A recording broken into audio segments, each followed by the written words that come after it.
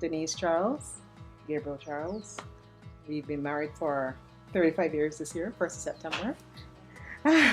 Feels like a lifetime. Actually, he was my boyfriend from the time I was in school. And I got married at 19, so you can do the math. I would say, understand that it is going to be a journey. That's something that I think newlyweds need to know. It is a journey. It is not an instantaneous union.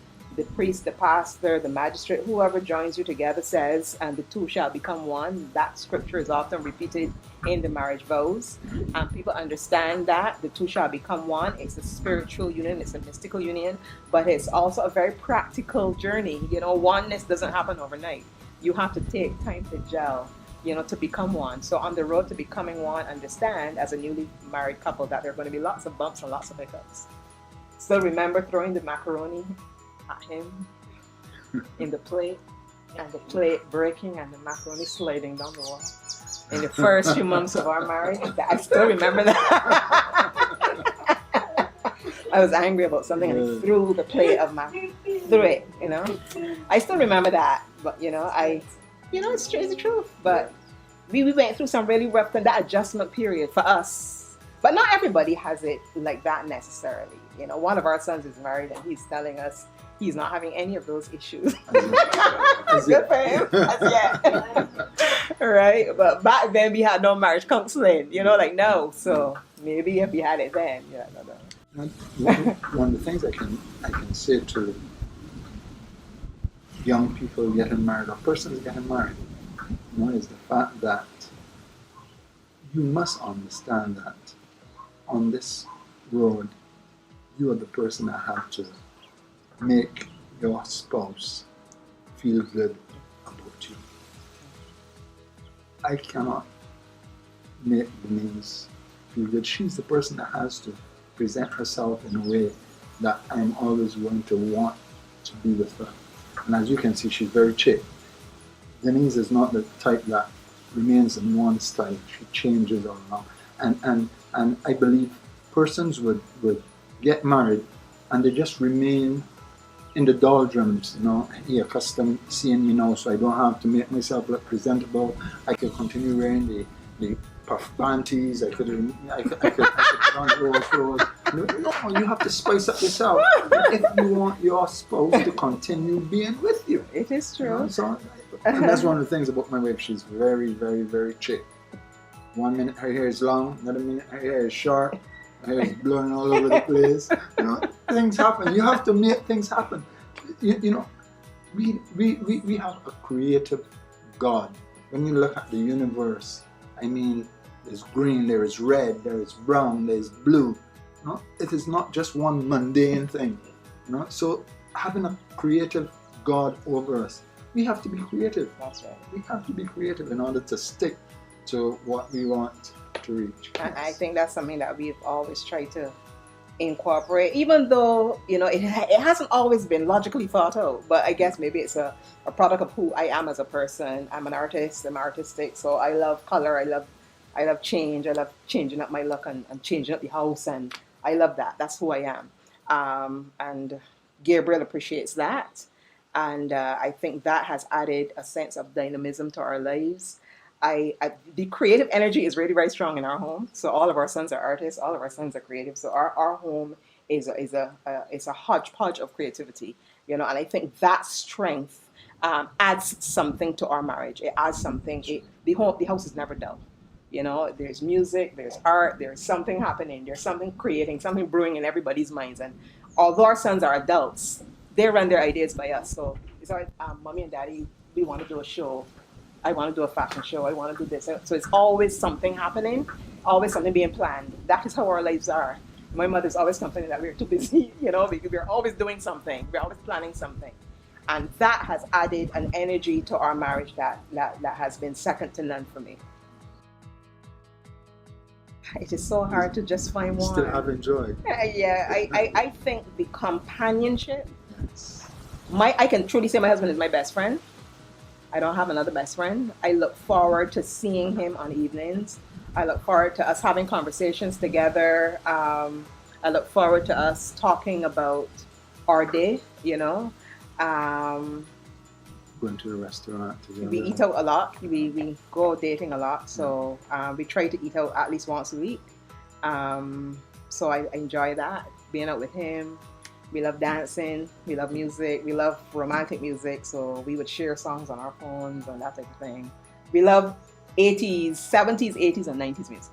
So we share a lot of those classics. We're always sharing those songs and listening to them together and that type of thing. And doing nostalgic stuff. So yeah.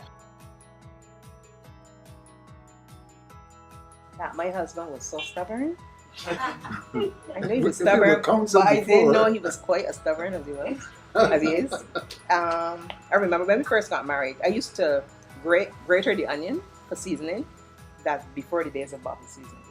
I would grate the onions to get through with the seasoning. But that's not the way you do it. Exactly, see? So he would always tell me, you have to chop the onions. Right. If you don't chop the onions, it doesn't taste the same way. No, he's very, very good in the kitchen. And I forgot to say that. He's a boss cook. Excellent. There's nobody in Barbados that can cook food as good as him. I'm sorry. And Nobody. If my wife says so, Nobody. Nobody can cook as good as Gabriel. He is the boss. I mean, for Christmas, he does all the pork, the ham, the turkey, the chickens, everything. No corn pie tastes like his. Our children's friends come to our house for his corn pie, you know. So he is well known for his food, and he's very good at multitasking in the kitchen and doing everything very quickly. So when we first married, it wasn't that way though. I used to do the bulk of the cooking. But over time, I have given away to him, and he doesn't mind, and I don't mind.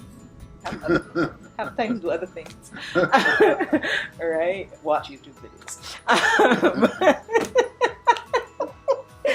But what was the question?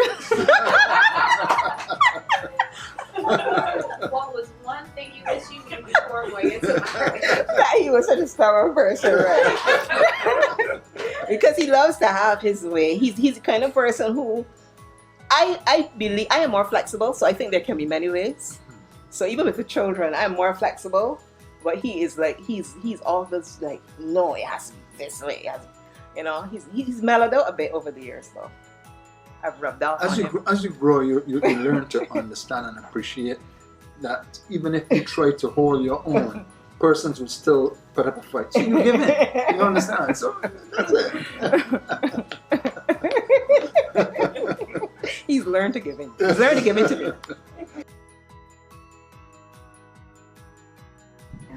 Sacrifice and compromise. I think pretty important. Sacrifice, I would say sacrifice. There has been compromises, yes, in little things, but I guess because we are basically on the same page, that has not majored so much for us. But certainly, we have sacrificed a lot for each other. My husband is I would say he's a trooper. I just recently completed my doctorate, and I tell everyone I would not have been able to do it without Gabriel. Gabriel was just phenomenal, because for the last 3 years I had no life. I couldn't do anything. I was just studying all the time, very little sleep. I would get home, I wouldn't have to worry about anything. Gabriel would just prepare the meals, serve the meals. He took charge of all the things that, even though yes he cooked, but I still would organize. He likes to cook, but he likes me to serve. But he took care of everything and allowed me time to study and to really dedicate myself to the work, because I had a lot of work to do. It was a very demanding program. So that was a lot of sacrifice on his part, and I laud him publicly for that. And there would have been other times in my life when I was studying prior where he was, because when we got married, I was at university, right? And he was the only person working. So there were times when he's always been there for me. He's a very, very strong man, and he doesn't mind my taking the lead in certain things. He doesn't mind my going forward with certain things that I would have gone forward with over the years. And it doesn't mean that he is in any way a weak person, because I see him as an extremely strong man, because I'm a strong woman, and only a strong man could deal with me. I think sacrifice though is believing in the person that you have, and how you are able to to give of yourself and not thinking, well, hey, I'm giving and I want something in return, but rather to do it, you know, from your heart, being vulnerable to the person and allowing them to believe, well, hey, we're in this together. So though I am sacrificing, I'm seeing Denise as well as a sacrificer. She's placed herself out there, you know, to really get what I am not going at. And as a result, I am there with her. So there she is on the altar, but I'm still the fire that's burning to make sure that the sacrifice is being well prepared. Understand?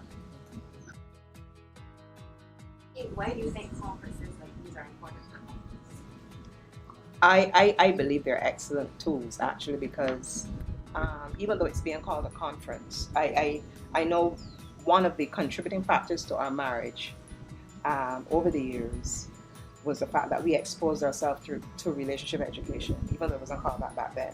You know, we were members of a couples group when we first got married, and that in many ways shaped us, because we got a chance to be with other couples, we got a chance to hear their stories, we got a chance to be mentored informally by other couples, we got a chance to ask questions. So any forum that is going to allow couples to come together, allow couples to learn from each other, allow couples to share their stories, look at their commonalities, their differences, their strengths together, their weaknesses together, I think that is going to be a phenomenal experience. So I think conferences are excellent tools for helping people. It's not going to solve a problem overnight, but it can bring connections that will help you for the future.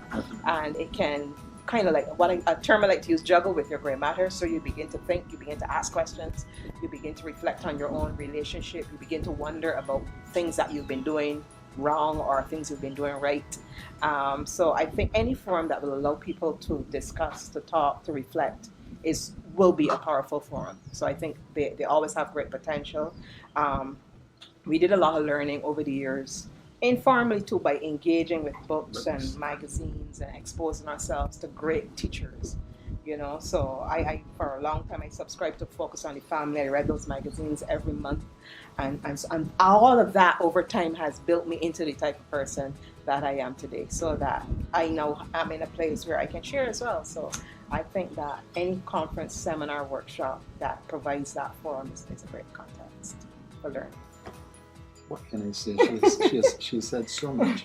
But one thing for sure, when we were coming up as young people, the way younger people, the way how it is exposed to the general public, no, it was not like that for us. That's why we did a lot of reading, and as a result, we benefited from the reading. So now, with persons being able to have sessions like these, I think it is a plus for them, and they should try and grab all of it. Any opportunity, that's right.